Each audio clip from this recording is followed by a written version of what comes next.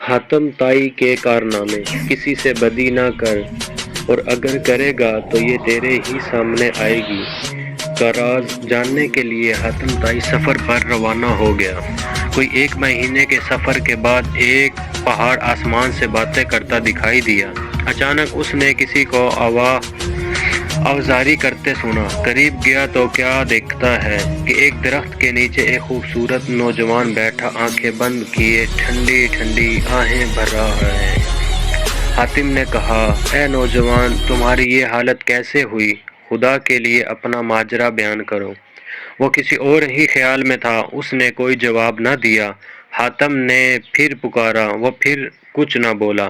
تیسری بار جب حاتم نے اپنا سوال دہرایا تو وہ بولا، کیا بات ہے میاں، مجھ سے کیا کام ہے تمہیں؟ حاتم نے کہا، میں یہ جاننا چاہتا ہوں کہ تم اس طرح کیوں رو رہے ہو اور یہاں کیوں بیٹھے ہو؟ نوجوان بولا، تمہاری طرح اور بہت سے لوگ آئے اور میرا حال پوچھ کر چلتے بنے، مگر کسی نے میرے درد کا علاج نہ کیا۔ حالت کہنے سے کچھ حاصل نہیں، اپنی راہ لو، کیوں دکھ دیتے ہو؟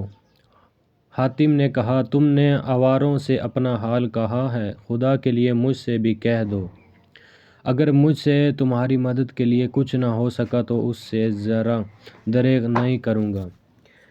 اس نوجوان نے حاتم کو بیٹھنے کا اشارہ کیا۔ حاتم اس کے قریب بیٹھ گیا۔ نوجوان تھوڑی دیر تک خاموش رہا، پھر کہنے لگا، اے درد مند، میں ایک سوداگر ہوں، ایک قافلے کے ساتھ روم جا رہا تھا۔ ایک شب قافلے نے یہاں سے کچھ دور قیام کیا۔ میں صبح کے وقت سیر کرتے ہوئے یہاں آ نکلا۔ چلتے چلتے اسی درخت کے نیچے آیا تو نہ جانے کیسے بے ہوش ہو کر گر پڑا۔ ہوش میں آیا تو دیکھا کہ ایک خوبصورت پری زاد میرا سر اپنی گود میں لیے بیٹھی ہے۔ میں نے اس سے پوچھا کہ اے عورت، تو کون ہے اور اس جنگل میں کیا کرنے آئی ہے؟ وہ کہنے لگی کہ میرا نام آلگن پری ہے اور یہ پہاڑ اور جنگل میرا ہے۔ اب میں تجھ سے شادی کرنا چاہتی ہوں۔ میں آلگن پری کو یہ بات سن کر بہت نہایت خوش ہوا۔